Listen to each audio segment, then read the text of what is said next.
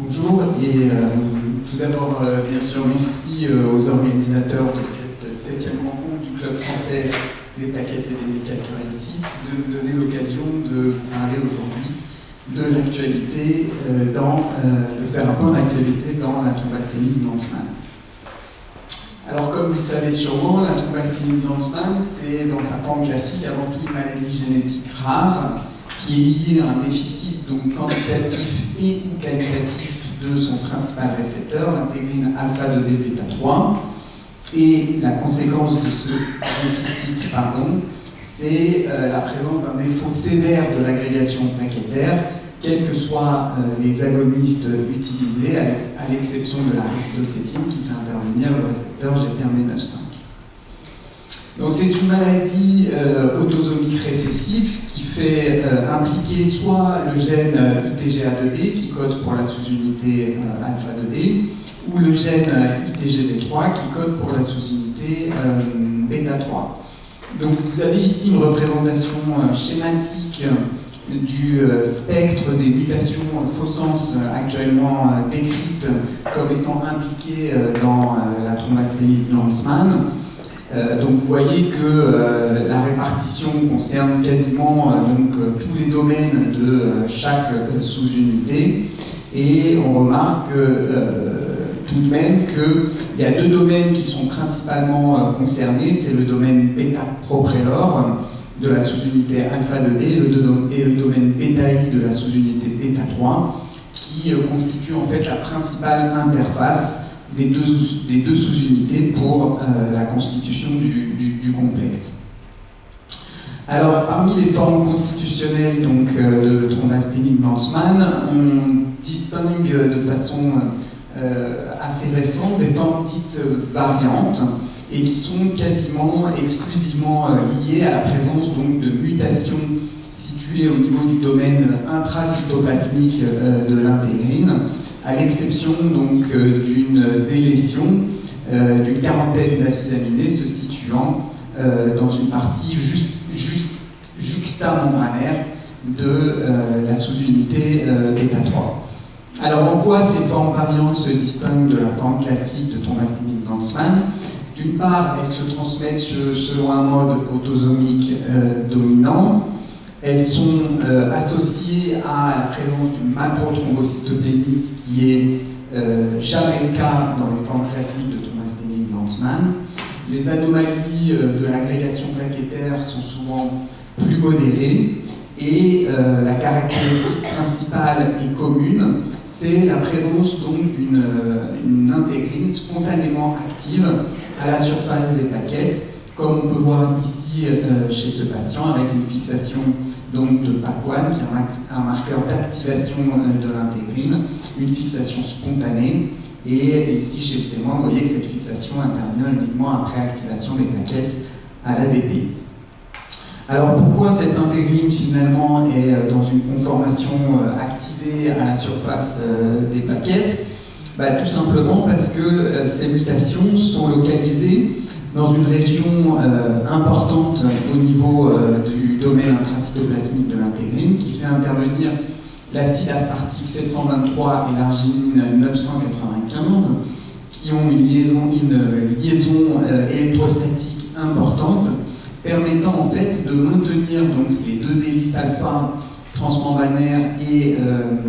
une partie de domaine intracytoplasmique de façon rapprochée, et c'est cette contrainte qui permet de maintenir l'intégrine dans une conformation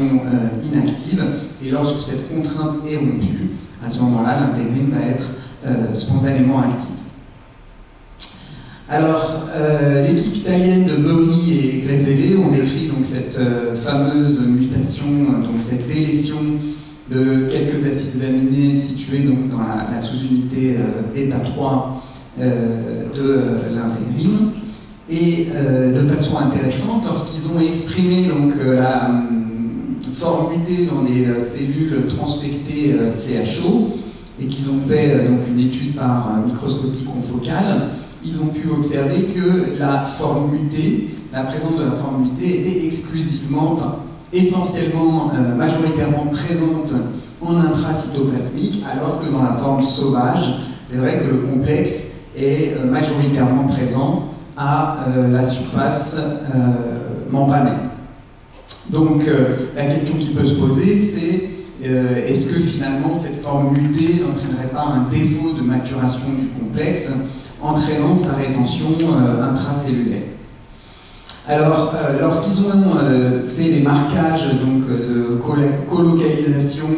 avec notamment des marqueurs du réticulum endoplasmique ou de l'appareil de Golgi, ils ont vu que finalement, en microscopie confocale, les images étaient sensiblement comparables avec ce qu'on pouvait observer donc, dans la forme wild type, suggérant finalement que la maturation de cette forme mutée n'interviendrait pas dans sa rétention intracellulaire. Donc la question qui se pose, c'est qu'est-ce qui provoque justement cette rétention de cette forme mutée? Alors il faut remonter à quelques années en arrière pour avoir un début de réponse, lorsque notamment Schober avait montré que lorsque on activait des plaquettes, celles-ci avaient la capacité donc d'internaliser le complexe, d'internaliser rapidement le complexe, et que plus cette activation était prolongée, plus le complexe alpha de bêta 3 était internalisé. De façon également intéressante, ils ont montré que ce phénomène était reproduit également lorsque l'intégrine était directement activée avec des anticorps spécifiques qu'on appelle des anticorps anti-Libs. Donc c'est des anticorps qui vont se fixer sur des épitopes ayant la capacité donc d'activer spontanément l'intégrine, et que cette internalisation était inhibée en présence de PGI2, suggérant que cette internalisation était associée également à une signalisation plus en aval. Donc, toujours l'équipe de Bury et Grezele ont voulu reproduire un peu cette expérience donc, chez leurs patients qui avaient cette délétion au niveau de la sous-unité bêta 3.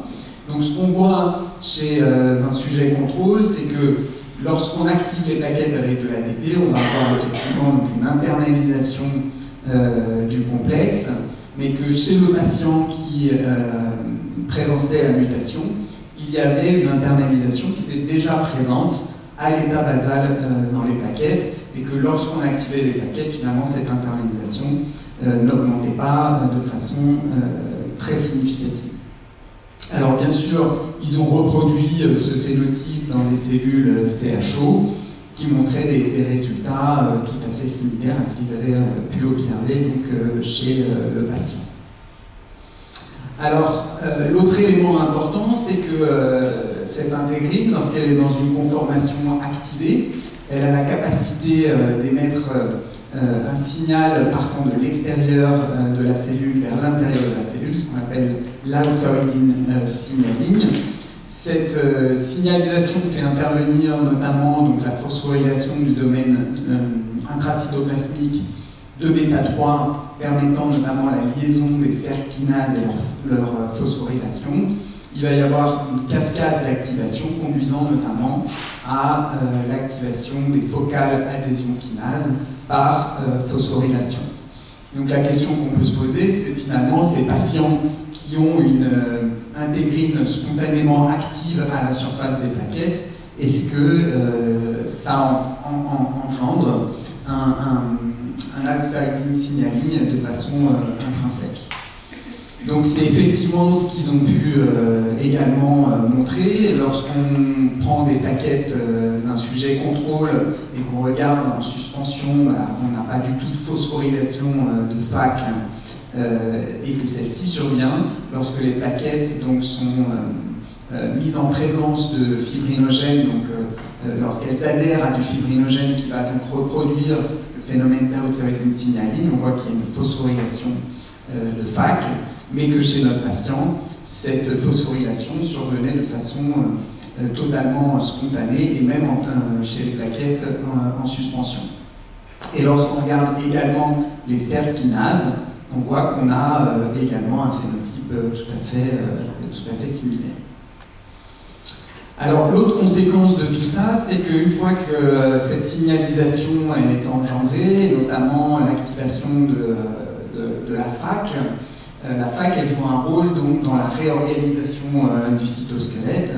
et notamment dans la polymérisation des filaments d'actine. Donc l'autre question qui pouvait se poser, c'était est-ce que chez ces patients qui avaient des mutations activatrices, on retrouvait un excès d'actine polymérisée dans les plaquettes. Et donc effectivement, c'est ce qu'ils ont pu retrouver, puisque chez un sujet contrôle, cette polymérisation d'actine ne survient qu'après activation des plaquettes par de l'ADP, alors que chez notre patient, on voit que l'actine est déjà fortement polymérisée à l'état basal et qu'après activation, le change fold est vraiment très minime. Donc cette diapositive résume assez bien ce qu'on peut observer donc, pour ces mutations activatrices de l'intégrine alpha-2b-bêta-3. Donc celle-ci va changer de conformation, entraînant son internalisation. En même temps que survient cette internalisation, il y a un phénomène, donc une signalisation de type outside-in signaling, conduisant à l'activation des FAC, la polymérisation excessive d'actine, et qui, très probablement, est responsable donc de la thrombopathie observée et de l'anomalie de production plaquettaire par dysmégakaryopoïèse. Alors, à Bordeaux, on a eu l'occasion d'étudier un patient qui présentait une thrombopathie acquise et qui mimait un petit peu cette forme variante de thrombasthénie de Lanzmann. Il s'agissait d'un patient de 53 ans qui nous avait été adressé notamment pour des explorations de l'hémostase suite à des hémorragies digestives répétées et sévères entraînant des globulisations importantes. Donc rapidement, après les premiers tests d'hémostase, le test d'agrégation plaquettaire a révélé que le patient avait un profil assez typique de thrombasthénie de Lanzmann, probablement acquis au vu de son âge. Et donc la question qu'on s'est immédiatement posée, c'était l'hypothèse, c'était qu'effectivement, il avait dû développer un auto-anticorps dirigé contre l'intégrine, comme c'est le mécanisme d'ailleurs le plus souvent concerné, et bloquant donc la fonction du récepteur alpha-2b-bêta-3. Donc pour répondre à cette question, on a mis en présence le plasma du patient avec des plaquettes contrôle. Et finalement, à notre grande surprise, alors qu'on s'attendait plutôt à une diminution de la fixation de PAC1 après activation des plaquettes, on a observé plutôt une suractivation de celle-ci. Et même à l'état basal, il y avait une fixation augmentée de PAC1, suggérant que le plasma du patient induisait donc une activation spontanée de l'intégrine. Donc, ce qu'on a voulu vérifier, notamment vérifier sur les plaquettes du patient, c'était ce qu'il y avait sûrement un anticorps présent à la surface de ces plaquettes qui pouvait interagir donc avec cette intégrine. Et à notre grande surprise, en fait, on a observé aucun excès d'immunoglobuline à la surface des plaquettes. Ce qui nous a fait poser la question, au vu de ce qui avait été précédemment décrit, notamment dans les formes variantes constitutionnelles, à savoir une internalisation du complexe lorsque celui-ci est activé. On s'est demandé si finalement les anticorps qu'on ne détectait pas à la surface des plaquettes du patient n'étaient pas tout simplement co-internalisés avec le récepteur. Et là, à notre grande surprise, effectivement, on a pu observer un contenu très significativement augmenté d'IgM à l'intérieur de ces plaquettes et qu'on a également retrouvé par Western blot sur différents prélèvements du patient. Alors ce résultat était en plus assez compatible avec son histoire biologique et clinique, puisqu'il présentait notamment une gammapathie monoclonale de signification indéterminée, où avait été mis en évidence donc une IgM kappa monoclonale avec un petit pic de l'ordre de 2 grammes par litre. Alors, l'autre question qu'on s'est posée par rapport à ce qu'on a pu observer donc, pour ce patient, c'était de savoir si effectivement cette activation de l'intégrine était aussi associée donc, à une activation de la signalisation de type outside-in. Donc, de la même manière que Bury et Grezele, on a regardé dans les plaquettes du patient s'il y avait un excès donc, de forme phosphorylée, là, notamment c'était au niveau du domaine intracytoplasmique de la sous-unité bêta-3, mais on a également regardé dans les plaquettes du patient s'il y avait un excès de forme phosphorylée de FAC qu'on a effectivement retrouvé. Et lorsqu'on a mis en contact le plasma du patient avec des plaquettes lavées, on a laissé incuber une trentaine de minutes, on a vu qu'effectivement apparaissait la phosphorylation donc, du domaine intracytoplasmique de la sous-unité bêta-3 et la phosphorylation de la FAC. Donc le plasma du patient avait cette capacité à induire donc, une activation de l'intégrine et de déclencher une signalisation de type outside-in signaling. L'autre question qu'on s'est posée, c'est est-ce que également il y avait un excès donc, de polymérisation des filaments d'actine, comme ça avait été décrit également par l'équipe italienne. Donc de la même manière, on a mis en évidence que dans les plaquettes du patient, il y avait un excès donc, d'actine polymérisée, que celle-ci augmentait très peu après activation par de l'ADP, alors qu'elle doublait chez les plaquettes témoins. Et de la même manière, on a voulu reproduire ce phénotype en mettant en présence donc, le plasma du patient et les plaquettes lavées, et on a obtenu un phénotype tout à fait similaire. Alors ce pauvre patient, malheureusement, on n'a jamais réussi vraiment à le guérir. On a essayé différentes thérapies immunosuppressives pour essayer justement de faire peut-être disparaître cet anticorps anti-alpha de bêta-3. Et finalement, la seule thérapeutique qui s'est révélée partiellement efficace, c'est l'utilisation d'immunoglobulines intraveineuses, mais avec une réponse réversible, ce qui fait que ce patient est hospitalisé chaque semaine pour la réalisation de ces perfusions d'immunoglobulines, parce que s'il n'est pas traité, en fait, il se déglobulise de façon très régulière. Alors, à l'inverse, dans les formes constitutionnelles, le traitement de référence, ça reste l'administration des concentrés plaquettaires, alors, surtout dans les situations à risque hémorragique. Alors, la principale complication de ces transfusions plaquettaires dans cette population de patients atteints de thrombasthénie de Lanzmann, et surtout les patients donc, atteints des formes de type 1, c'est-à-dire avec une absence totale d'expression du récepteur, c'est que lorsque le patient reçoit donc, des plaquettes transfusées qui portent le complexe à la surface des plaquettes, comme c'est il considère que c'est une protéine du non-soi, le risque c'est que effectivement il s'immunise et qu'il développe des anticorps qui vont être dirigés spécifiquement contre le complexe. Alors les conséquences de ces anticorps, ça peut être soit une accélération de la clairance des plaquettes ultérieurement transfusées, voire peut-être une inhibition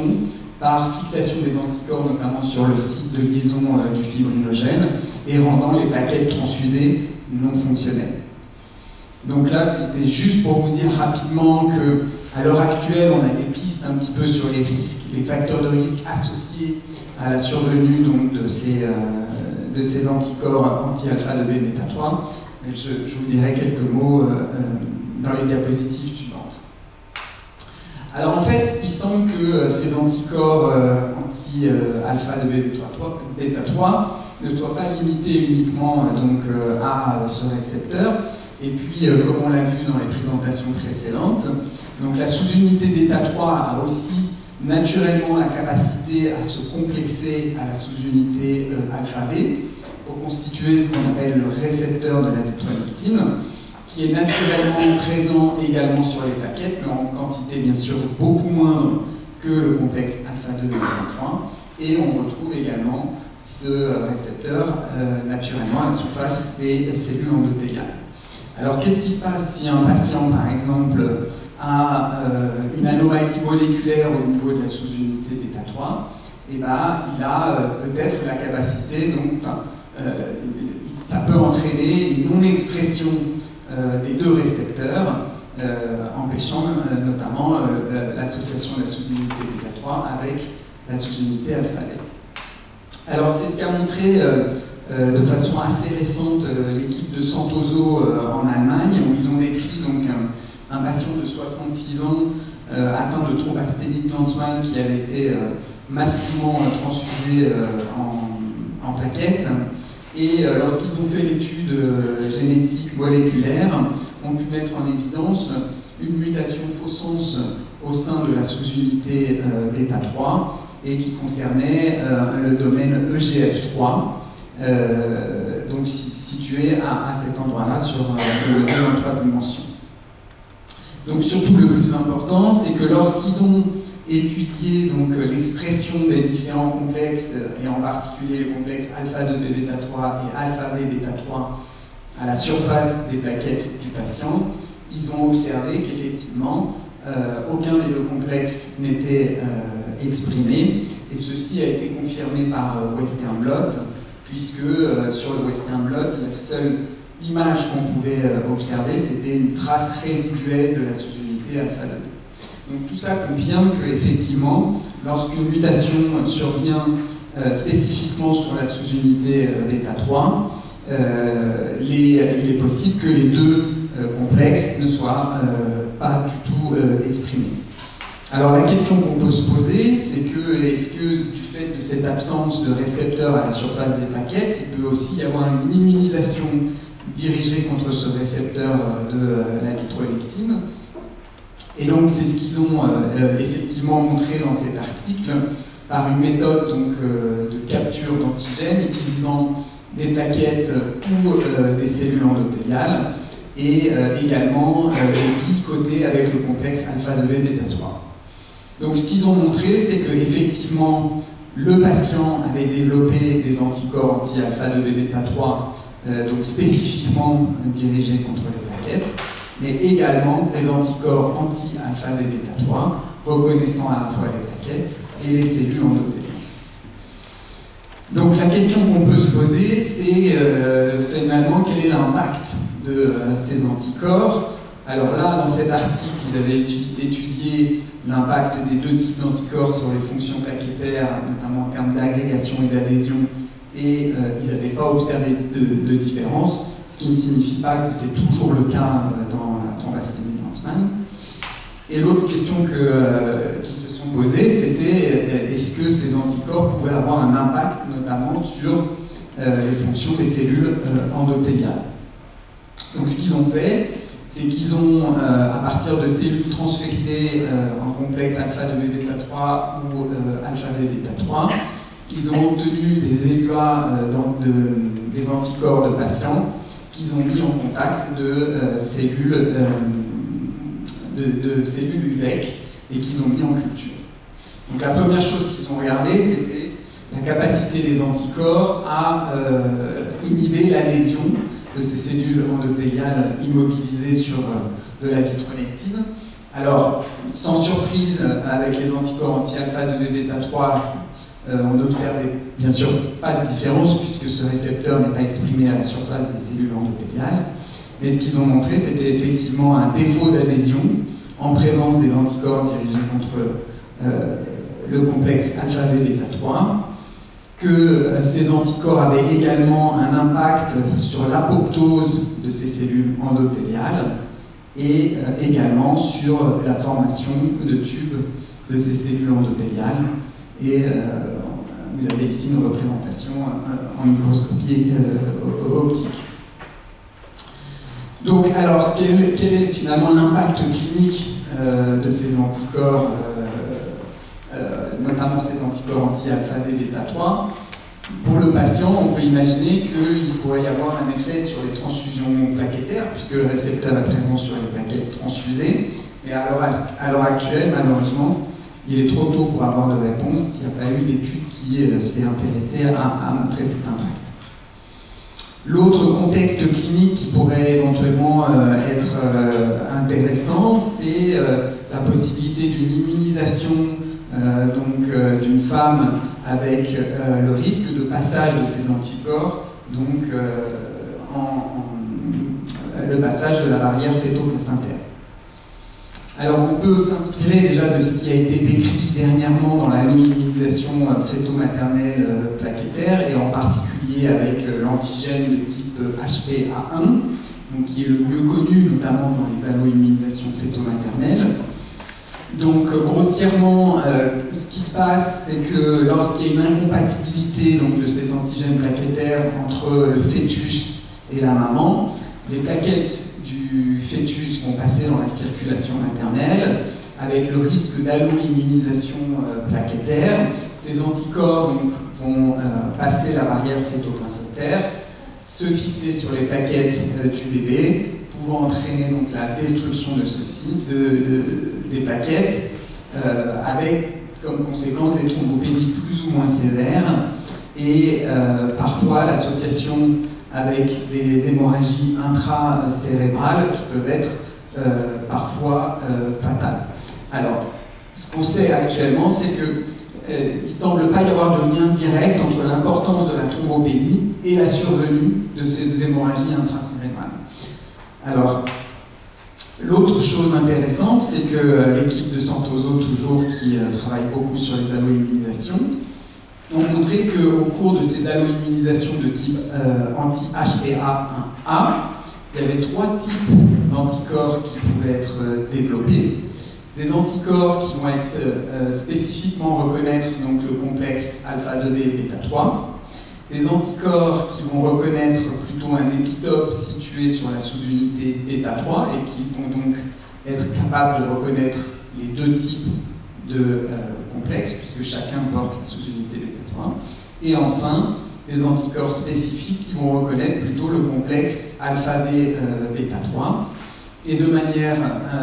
intéressante, ils ont également montré que c'était ces anticorps spécifiques qui avaient un impact donc sur les fonctions des cellules endothéliales. Donc, enfin, ce qui était également intéressant dans cet article, c'est que lorsqu'on regardait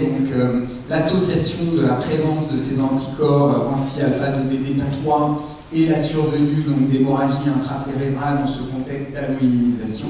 on voyait qu'il n'y avait pas de différence chez les patientes qui avaient ce type d'anticorps. Et en revanche, les patientes qui avaient des anticorps dirigés contre le récepteur de la vitronectine avaient un risque augmenté d'hémorragie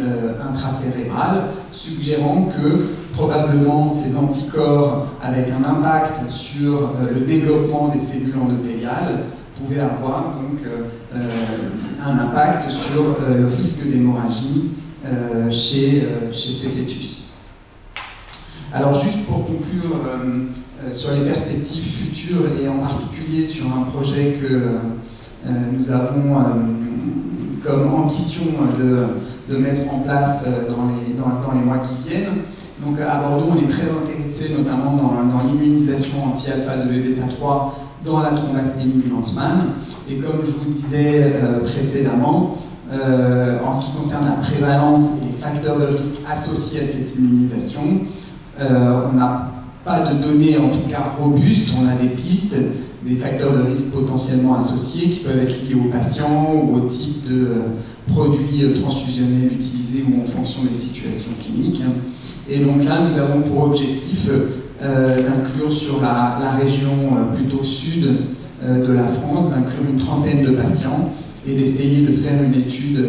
prospective de sérologie anti-alpha-2b bêta-3 et de voir cette évolution donc, au cours du temps et voir si elle est associée à des facteurs de risque en particulier et bien sûr prendre en compte tous les épisodes transfusionnels qui auront lieu au cours de ce suivi. Voilà, bien sûr je remercie toutes les personnes qui ont contribué à ce travail et je vous remercie de votre attention.